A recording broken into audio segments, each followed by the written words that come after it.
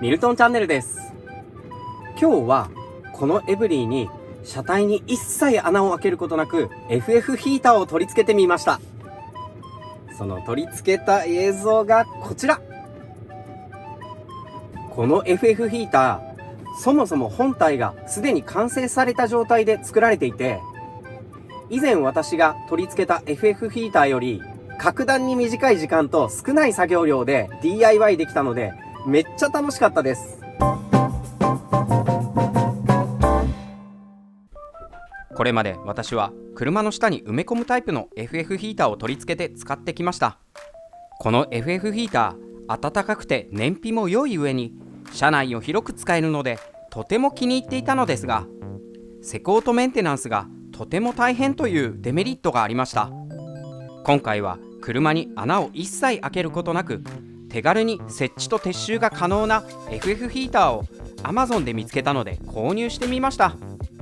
今日はずっと欲しかったものが届きました。緑園の 12V8kW の FF ヒーター。内容物はこんな感じ。私が以前購入した自分で組み立てるタイプの FF ヒーターに比べてかなりシンプルな付属品になっています。まず FF ヒーター本体、そして日本語の取扱説明書。以前私が購入した FF ヒーターはこのような詳しい日本語の取扱説明書がなかったので、これはかなり取り付けや使用に安心して使えそうです。排気サイレンサー。これを取り付けることで FF ヒーター本体から発せられる音がかなり小さくなります。温風吹き出しパイプ、そしてこのパイプにつける吹き出し口のカバー、エアフィルター。これは車の外に設置するような感じになります。リモコン。これは単4電池で動くタイプになっているリモコンです。そして燃焼吸気パイプ。これはエアフィルターとセットで使うもので、このようにしてセットしてこちらを本体側につなぎます。そして排気ガス排出パイプ。こちらは先ほどのサイレンサーと合わせてこのようにセットして使います。そしてパイプ固定金具の大型のものが2つ。これはこのように温風吹き出し口のパイプに詰めて、ここをプラスドライバーで締め上げて固定します。そしてパイプ固定用のブラケット、L 型金具、取り付け用のドリルビット、パイプ固定用の金具が3つ。このパイプ固定用の金具は本来10個入りのはずなんですが、私の購入した FF ヒーターには3つしか入っていませんでした。3つでもなんとかなるかもしれないんで、とりあえずこれで取り付けてみます。FF ヒーター本体を詳しくチェックしていきます。サイズは横約40センチ、縦約 16.5 センチ、高さ約 33.5 センチ、重さは約 6.47kg なので、片手で持つには若干厳しめですが、両手で持つことは楽々できます。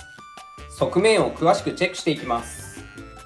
本体左側面はこのようにすでに配線が完了されていて、このプラスとマイナスのケーブルにシガーソケットや丸型端子を仕込んであげることですぐに使うことができるようになっているようです。次に本体裏面。ここには注意事項として軽油以外の燃料は絶対に使用しないでくださいとあります。右側面も見てみます。この部分にはこのようにファスナーテープで取り付けられたコントローラーが埋め込まれていて、この部分も特に何も施工することなく使えそうです。そして底面を見ていきます。この部分もボルトでしっかり固定されていて、燃料ホースもこのようにきっちり止まっているので、すぐに使えるような仕組みになっています。そしてこの上部、この本体上部は軽油を入れる給油口になっていて、給油口の中はこんな感じで約 4.5 リットルの軽油が入るようになっています。それではこの部分にシガーソケット端子を仕込んで、ポータブル電源でも FF ヒーターを使えるようにしていきます。私が以前購入したこのシガーソケット端子ですが、このようにもうすでにギボシ端子が仕込んであるんですが、このギボシ端子はプラス極もマイナス極もメスのギボシ端子が仕込んであるので、この FF ヒーター側のケーブルにはオスの端子を両方とも仕込みたいと思います。使用するのはエーモンのギボシ端子セットアイテムナンバー3301。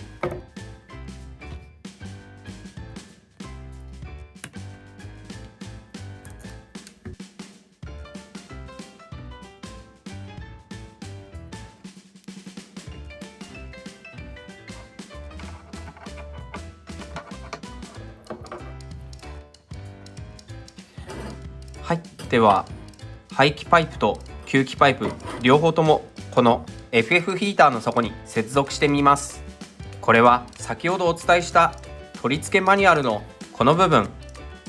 このマニュアル上ではこの燃料ホースが来ている方が排気ガスの出る排出口になっていて、燃料ホースが来ていない方が燃焼吸気口になっているようなんですが、私の購入した FF ヒーターはこのマニュアル通りには設定されていないようで、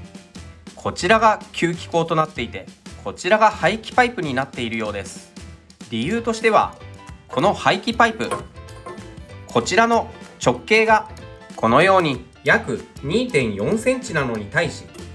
こちらの吸気パイプの方は約 2.8 センチ程度あります。このため排気パイプはこちらの方にはすんなり刺さるんですが、こちらには一切入りません。吸気パイプをこちらに刺してみるとかなりスカスカな感じなんですが、こちらに刺すとぴったりな感じになっています。なのでおそらくセッティングとしてはこのようにセッティングするのが正しいと思います。ここにこのパイプバンドをつけてプラスドライバーもしくはラチェットレンチで固定していきます。はい、こんな感じで仮固定することができました。でこのままでは使えないので、このパイプを曲げて、こちら側の排気パイプがなかなか曲がらなくて難しいんですが、ちょっと曲げて使いたいと思います。これかなり硬いな。これ硬いですね。ちょっと一旦引き抜いて曲げます。硬いですね。これすごく硬いです。そして伸ばすのもかなり頑丈に作られてるんで硬いですね。何度も曲げたり伸ばしたりするとおそらく金属疲労でこのパイプ自体がダメになっちゃうと思います。でこちらの方も一旦なんとなくまっすぐにして、でこの辺りからなるべく短い範囲で曲げたいのでちょっと曲げたいと思います。はい、かなり気合を入れて強引に曲げたような感じです。それでここに取り付けてみます。はい、こんな感じで取り付けることはできたんですけれども、一点このFF ヒーターの弱点に気づいてしまいました。それはこのように上から見るとよくわかるんですけれども、上に上げているこの金具よりもこの曲がっているパイプの方が高さがあって、これを立てて使うことができません。なので実際に使う際はこの金具をもっと高さのあるものに交換するか、この部分でかさ増しをして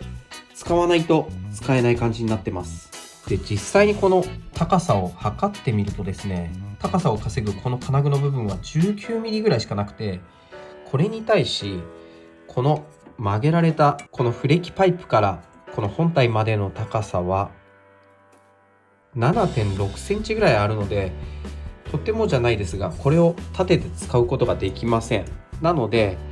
ちょっとこの部分を加工するなり何らかする必要がありそうです。この金具を交換してやるというやり方がいいのか、ちょっとまだ今ちょっとアイデアを練らないと、これではそのままでは使えないですね。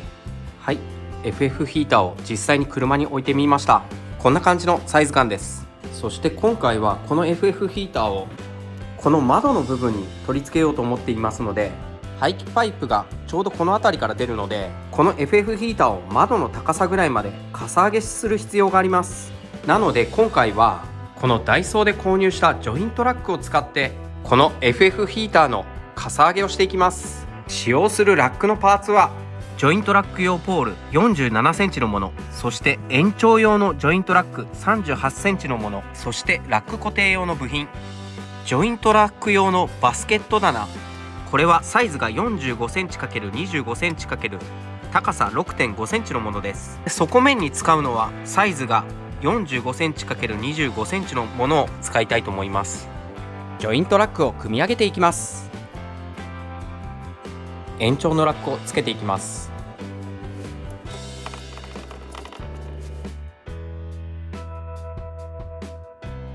固定具をつけていきます。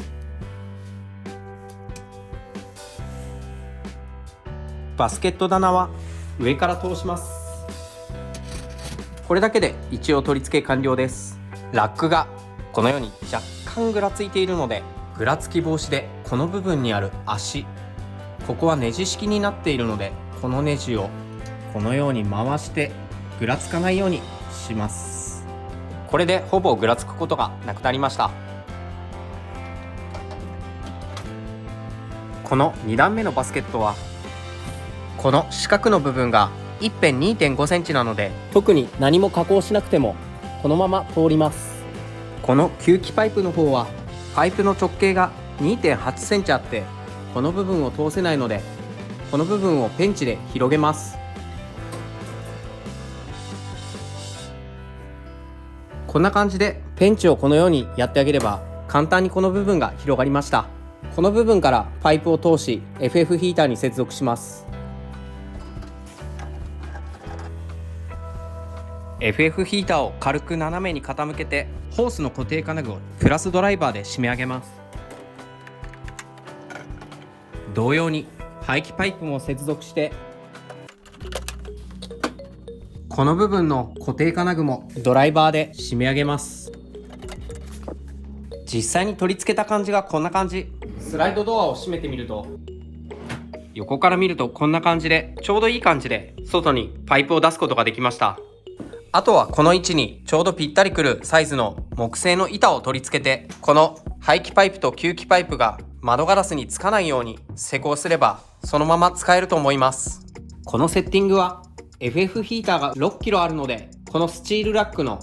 重心が上にあるので、このように揺れやすい傾向があります。それを防ぐためにダイソーで買った18センチから27センチまで固定できる伸縮式の突っ張り棒を使って固定してみます。このように4本の柱を突っ張り棒で固定することで、多少ぐらつきが軽減されます。はい、こんな感じでセッティングしているんですけども、やはりほんの少しこの FF ヒーターのぐらつきが気になるので、もっと重心を下げて、この窓ギリギリのところあたりまで FF ヒーターをセッティングしてみます。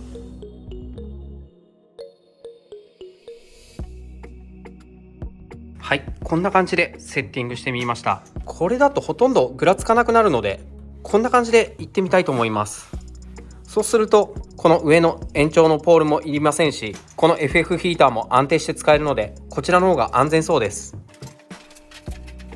この部分に板材を置いて、そこに穴を通して排気パイプと吸気パイプを通し、この FF ヒーターを試運転してみたいと思います。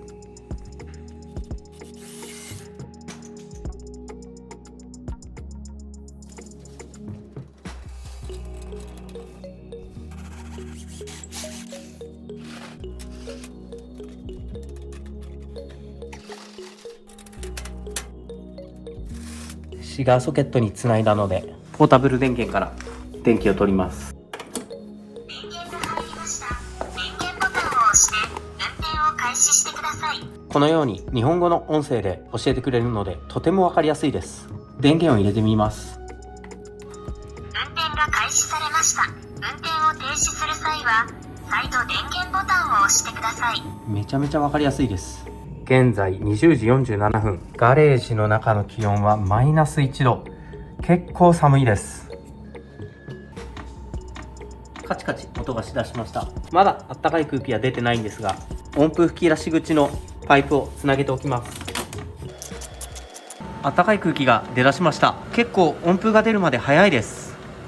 はい、試運転が落ち着いて、かなり暖かい空気が出るようになりました。この FF ヒーター周辺だけはかなり暖かいです。ちょっと私のガレージが広すぎて、こんな感じでもう天井も高いんで、なかなかガレージ全体を温めきることはできないんですが、それでもないよりは全然増して、この辺りはものすごく暖かくなっています。そして現在の消費電力が約 5W。 この燃料は軽油を入れているので、このように若干緑がかったような色をしています。今一番弱いモードで動かしているんですが、温風吹き出し口のサーモグラフィーカメラでチェックしてみると、一番温度が熱いところで68度から69度程度でしょうか。このように触ろうとするとかなり熱いんですが、車の中に出す温風としては十分な温度だと思います。そして気になる排気パイプの温度、一番温度の高いところで60度程度、ほぼ温風吹き出し口と同じぐらいの温度になっています。ちなみに FF ヒーター本体の温度をチェックしていくと、下の部分は20度程度と少し暖かくはなっていますが、全体的に発熱しているというような感じではなく、この FF ヒーター上部の部分は10度程度しかありませんので、安全性は全く問題ないと思います。そして FF ヒーター本体下の部分の温度をチェックしてみると、この部分も排気パイプの部分は60度程度ありますが、その上の部分は27度ですとか30度ですとか、そういった温度になっていますので、これも安全性的には全く問題ないと思います。はい、時刻は21時56分。1時間ほど FF ヒーターを動かして、気温は6度まで上がりました。今最弱で動かしているんですが、8kW の暖房なので、これだけ広いガレージですが、そこそこ暖かくなるようです。ちなみにこの FF ヒーターはこの歯車マークを2回早押しすると、設定温度モードに切り替わりました。設定温度によってヒーターの出力と給油量を自動的に調節します。というような感じで、温度でもヒーターの油の量や風の量を変化させることができます。ちなみにこの歯車マークを2回早押しすると、先ほどの給油量モードに切り替わりました。給油量によってヒーターの出力を一定に調節します。というような形で、日本語でボタンの解説をしながら FF ヒーターを動かすことができるので、取説を見なくても簡単に FF ヒーターを操作できます。では電源を一旦切って試運転を終わりにしたいと思います。電源ボタンを長押しすれば電源が切れます。電源が切れる際には消費電力のワット数がかなり上がっていきます。おそらく 100W 近くまで上がると思います。これは私が以前取り付けた FF ヒーターも同様でしたので、110W を超えていますね。このシガーソケット端子は 12V10A なので 120W までしか使えないので、結構ギリギリな消費電力数です。FF ヒーターを取り外して排気パイプをチェックしてみると、こんな感じで銀色だったステンレスのパイプがこのように茶褐色に焼けてしまっています。そしてこの部分、最強モードで使った時におそらく軽く焦げたんだと思いますが、このように木の板が軽く焦げてしまっています。こういったことを防ぐために FF ヒーターの排気パイプにバイク用の耐熱バンテージを巻いて温度変化をチェックしてみたいと思います。 Amazon で頼んでいた耐熱バンテージが届きました。バイク用なので幅5センチと結構大きめです。で、これに際してはガラス繊維でできているようで、手袋をつけないと手に刺さって痛いそうなので、これをつけて作業します。この中には手袋の他にバンテージを巻きつける用のステンレスのバンドがついていました。この耐熱バンテージはサーモバンテージとも呼ばれ、バイクのマフラーに巻いたり、キャンプで使う薪ストーブの煙突に巻いたりして使われているようなんですが、私も FF ヒーターのマフラーに巻いてこれを使ってみたいと思います。これを使うにあたって取扱説明書が入っていたんですが、全て英語で書かれていたので、要約すると、ガラス繊維が入っているので手袋をつけて、メガネをつけて、マスクをつけて作業した方がいいということ。そしてバンテージ自体を水に浸した後にマフラーに巻いていけば完成するようです。このマフラーの蛇腹の10センチ程度をサーモバンテージで巻いて、こういった板に焦げ目がついたりしないように耐熱していきます。バンテージを水に浸して巻いていきます。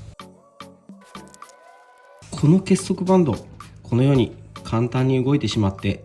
このバンテージの締め付け強度に不安があるので、ダイソーで買ってきたステンレス針金でこの辺を補強しておきたいと思います。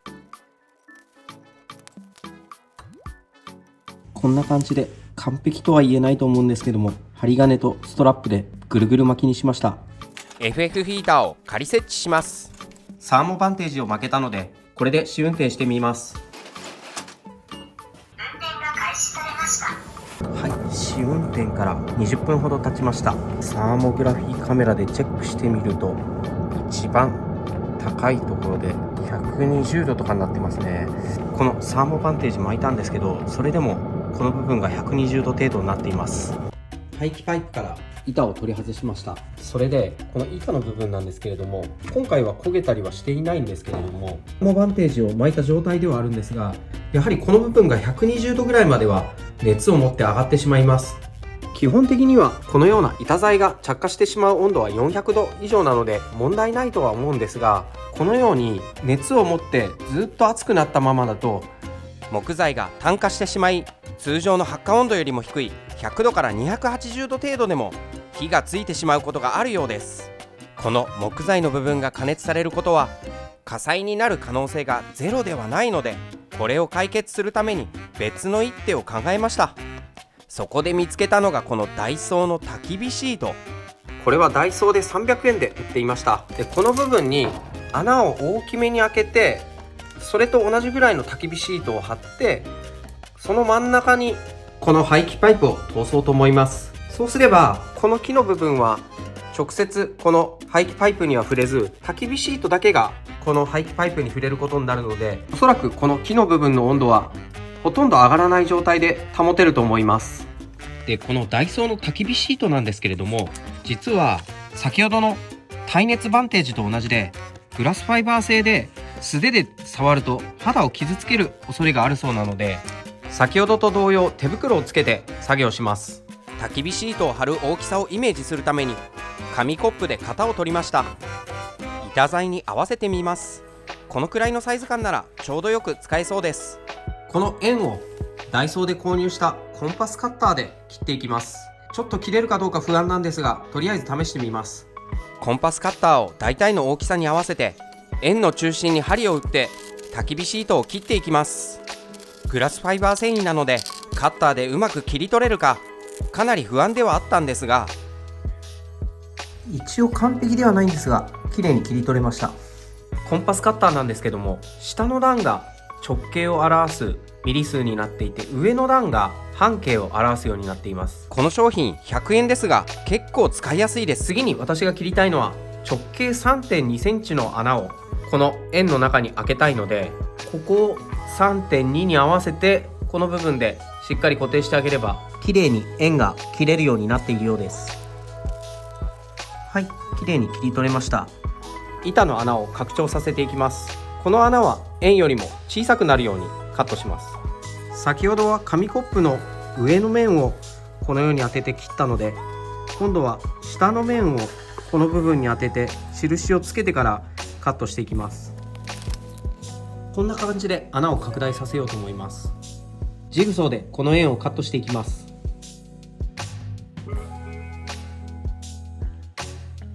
はい、いい感じに穴が開けれたんで、これと合わせてみるとこんな感じですね。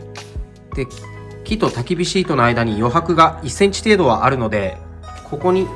タッカーでこの焚き火シートを固定していきます。あ、いい感じだ。はい、ちょっといびつではあるんですけれども、タッカーで焚き火シートを打ち終えました。で、裏側をチェックしてみてもこんな感じで、ちょうどこの部分に排気パイプを通して板には触れさせないような感じにして、この板が何があっても絶対に燃えないような仕組みにしてみました。では反対側のこの部分にも焚き火シートを仕込んでみます。はい、両面にこのように焚き火シートを仕込むことができました。で、この横の部分から見ても1センチ以上はこの焚き火シートの部分で隙間を取れるようになっていますので、これで火が焼けるということは絶対ないと思います。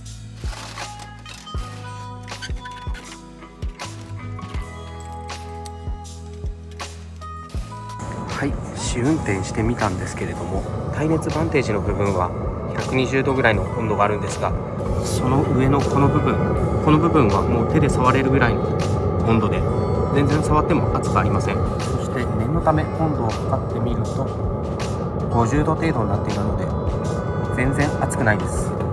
この方法なら車に施工しても全く問題ないと思うのですが、念のため FF ヒーターを数時間動かして木の板が焼けたりしないかチェックします。はい、5時間ほど動かしてみたんですけども、このように中の方は一切焦げ跡等はありません。なのでこのやり方で全然間違ってなかったようです。よかった。数時間連続運転させてもこの板に一切焦げ跡がつかないことが分かったので、自信を持って車にも同じやり方で取り付けていきます。はい、それでこの辺りに FF ヒーターを仕込むにあたって、この窓全体を塞ぐ板材を仕込まなければいけないんですけれども、いきなり板で取り付けることはできないので、一旦型取りをします。型取りはこのダイソーのカラーボードで行っていくんですが、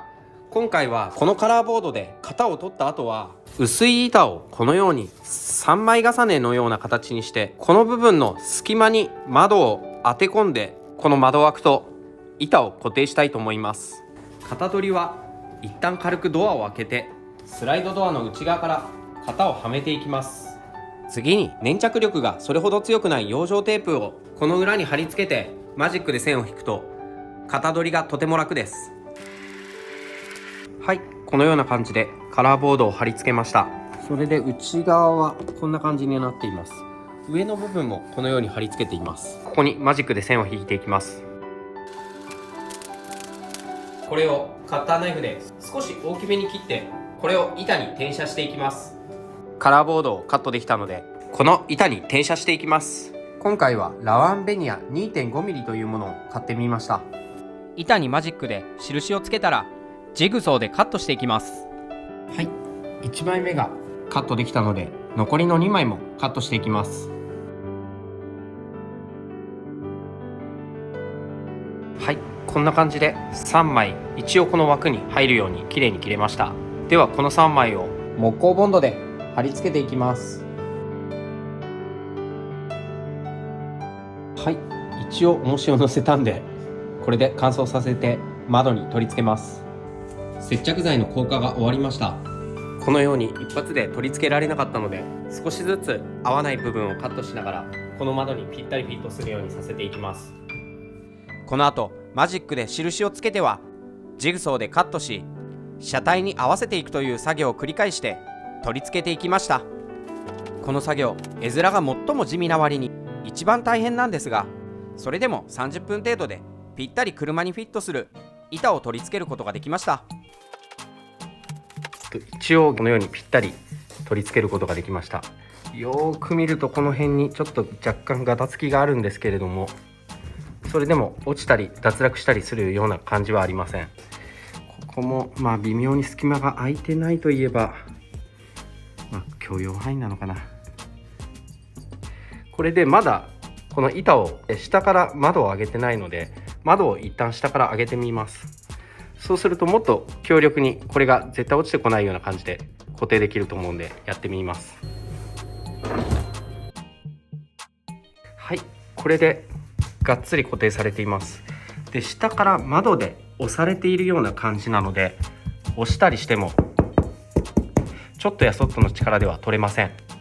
やっとこれができた。この現場合わせなかなか大変なんで、これだけがちょっとネックなんですけれども、格安の工具でもできるので、そういった点ではやりやすいかもしれません。一応中から見てみると、ここもうガラスのところなんですけども、このような形できっちり固定されているので外れることはないです。ほんの微妙にこういったところも 1,2 ミリ程度の隙間が空いちゃってるんですけども、 FF ヒーターを使う季節は蚊やその他の虫が入ってくるということもないので、今回はこれでとりあえずは良しとしたいと思います。 FF ヒーターを車内に設置していきます。はい、こんな感じで仮設置できたので、一旦ドアを閉めて車内から穴を開ける位置を決めていきます。紙コップを使って開ける穴の印をつけていきます。この印に沿って電動ドリルやジグソーで穴を開けていきます。穴を開けたらサンダーで角やささくれを削っていきます。この作業は普通の紙やすりで削るだけでも大丈夫です。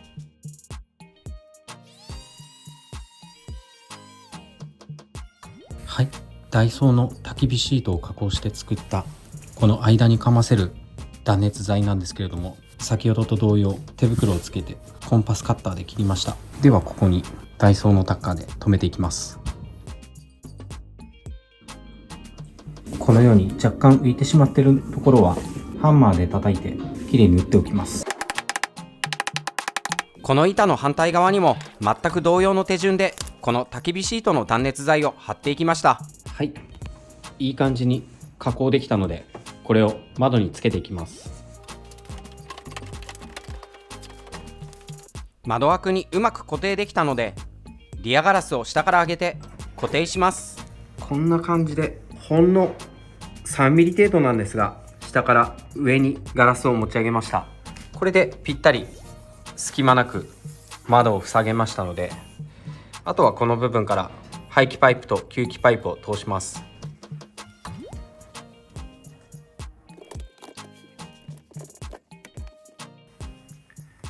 排気パイプも吸気パイプも問題なく通すことができました。これらのパイプは車の内装材に触れないように施工しています。こんな感じでパイプを通しています。外から見るとこんな感じです。ここに吸気フィルターと排気サイレンサーを取り付けます。こんな感じでサイレンサーをつけてもドアミラーと同じぐらいの外に出る幅にしてみました。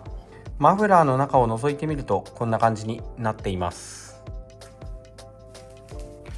こういったセッティングであれば、仮に道の駅等で使った時も他の車の方に迷惑をかけることなく使えると思います。はい、ここまでセッティングすると気になってくるのは耐震性だと思うんですが、もし車中泊している際に寝相が悪くてこれを軽くこのようにこづいても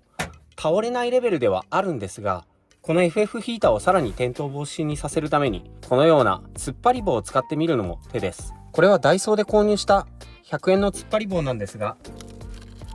このように上にセッティングするだけでもさらに転倒防止につながります。私はこの FF ヒーターが寝てる間に絶対倒れないようにしたかったので、ニトリで家具の突っ張り棒を購入してきました。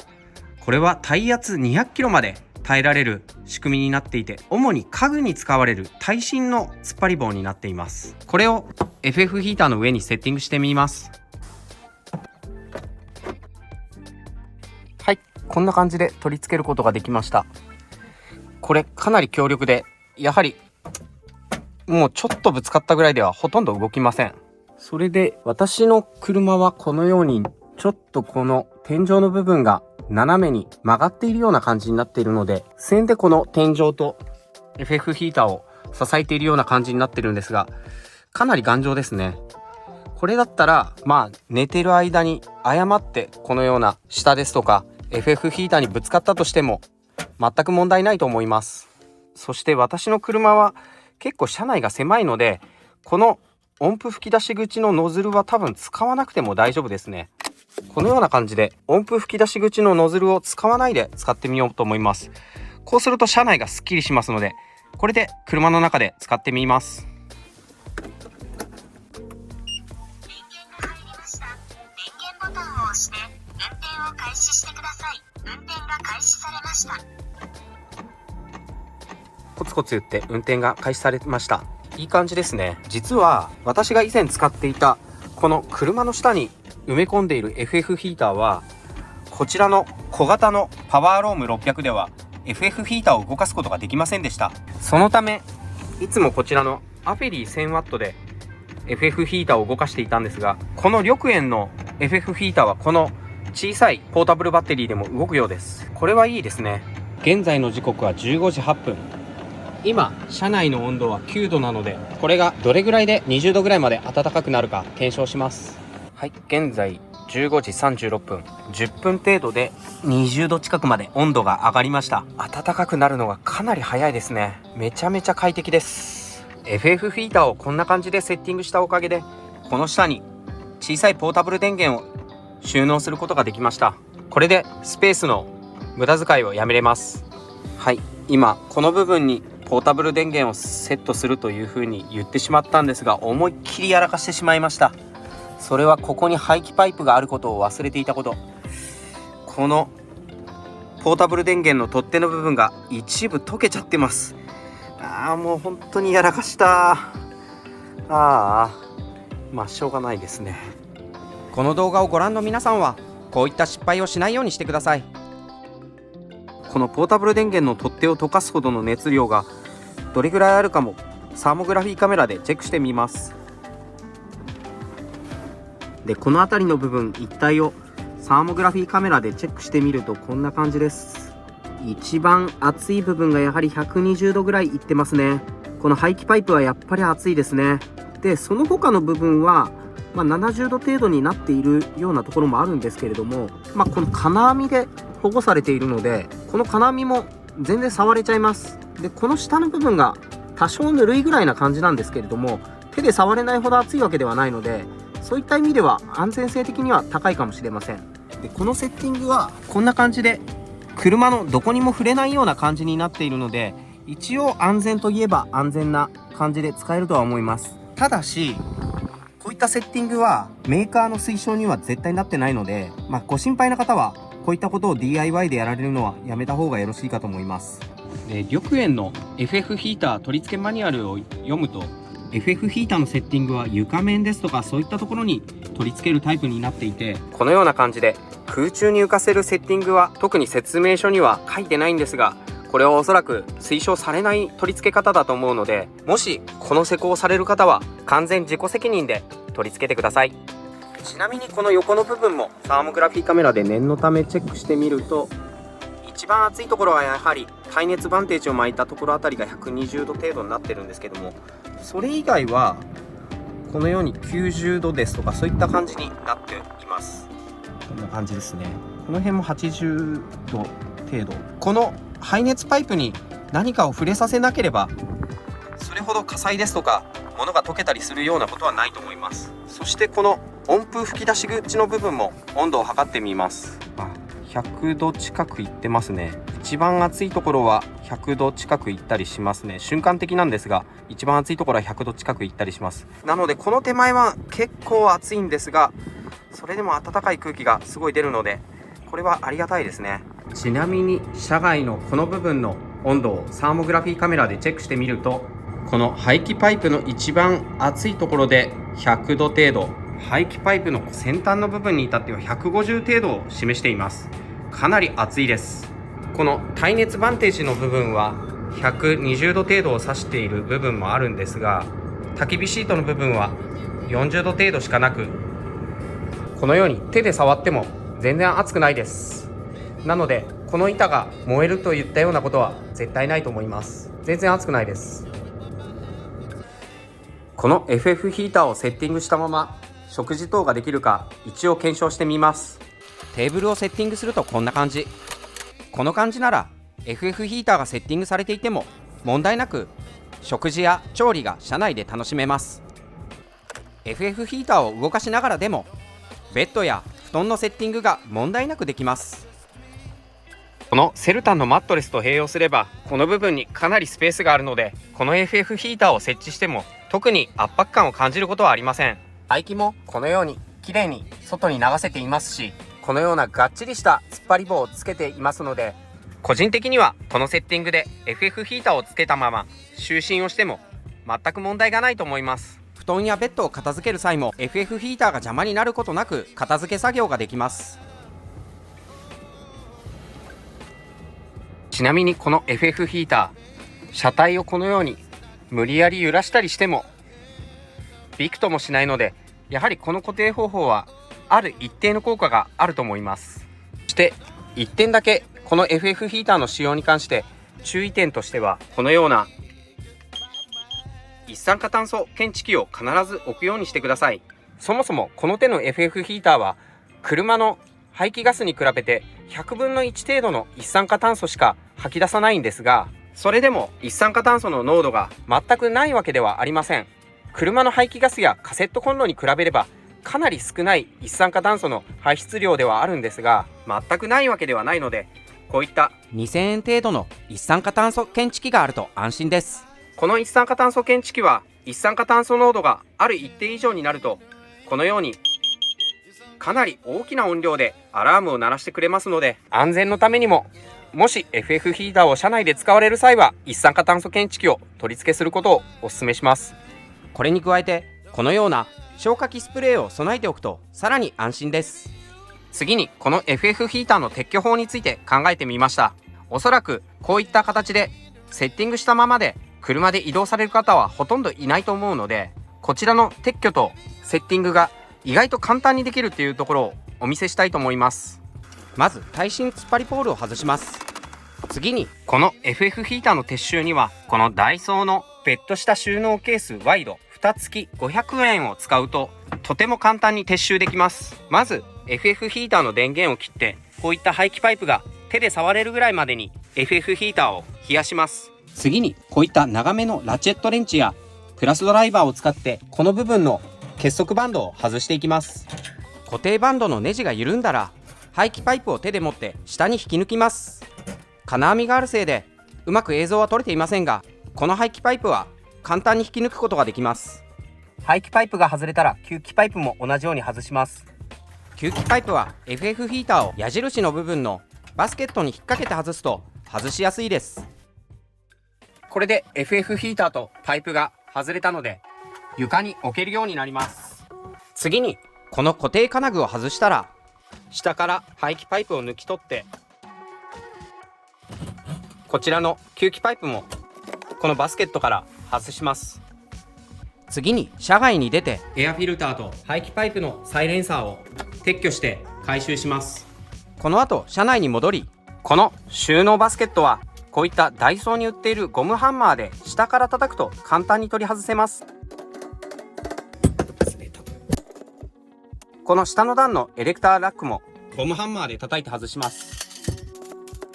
この固定具を取ってあげるとこのように分解も楽です。下の方を取った方が楽ですね。上は高さを変えない方がこういったパイプの都合もあって、この部分の上の部分はいじらない方が楽だと思います。外した固定具はなくさないように任意のところで留めておくといいです。ここまで分解できたら別途した収納ケースに入れていきます。こういった金具も全てここに入ります。先ほど回収したサイレンサーや吸気フィルターもこの中に入れます。天井に固定していた突っ張り棒もこのように分解してこの中に入れてしまいます。ラチェットやゴムハンマー、ドライバー等も入れておくと、これを FF ヒーター用の収納として使うことができます。次に吸気パイプと排気パイプを車内から引き込んでこの中に収納してしまえば完了です。ちなみにこの耐熱バンテージを巻いたこの部分はガラスが手に刺さる恐れがあるので触らないでこの辺りを握って収納すると良いと思います。念のためマニュアルやリモコンも使えるんですが、このリモコンもこの中に収納しておくと良いと思います。最後に蓋をして床面に置き、こちらの窓を下ろして吸気パイプの穴を使って引っ張ってあげると車から降りることなくこの板を外せます。 FF ヒーターの撤収後はこのような感じでコンパクトになるので、そういった意味ではこのセットかなり気に入りました。取り付け取り外しも10分程度でできる作業ですので、これからのシーズンスキーやスノボで利用されたり冬の車中泊で使うと暖かく快適に過ごせます。一つ収納し忘れてました。この収納ボックスの中には一酸化炭素検知器も収納しておきます。今回私が購入した FF ヒーターは日本語で分かりやすく、本体はほとんど加工不要なのでとてもメリットが多いのですが、一点デメリットもあります。それは燃料に軽油のみしか使用できないということ。私が以前施工した FF ヒーターは灯油も使えるタイプだったので灯油の保管はとても簡単だったのですが、軽油はガソリン携行缶に保管する必要があり、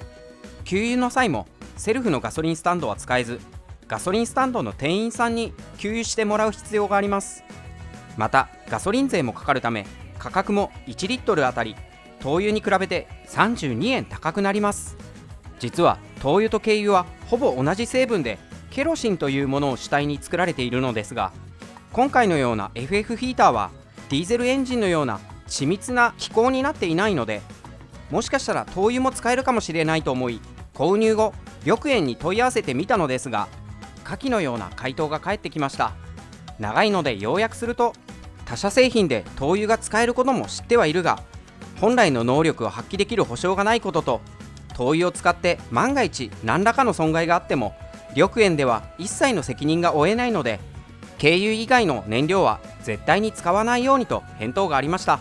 今回の撮影で私はこの FF ヒーターを全て軽油で動かしました。軽油と灯油の違いについてネットでかなり調べてみたのですが、この手の FF ヒーターを灯油で動かしても問題ないという記事も複数見つけました。この FF ヒーターを灯油で使うともしかしたら不具合が出てしまうかもしれませんが、灯油で動かしたシーンも見たいという方がいらっしゃったらぜひコメント欄で教えてください。本日もご視聴ありがとうございました。もしこの動画を気に入っていただけたらチャンネル登録、グッドボタンよろしくお願いいたします。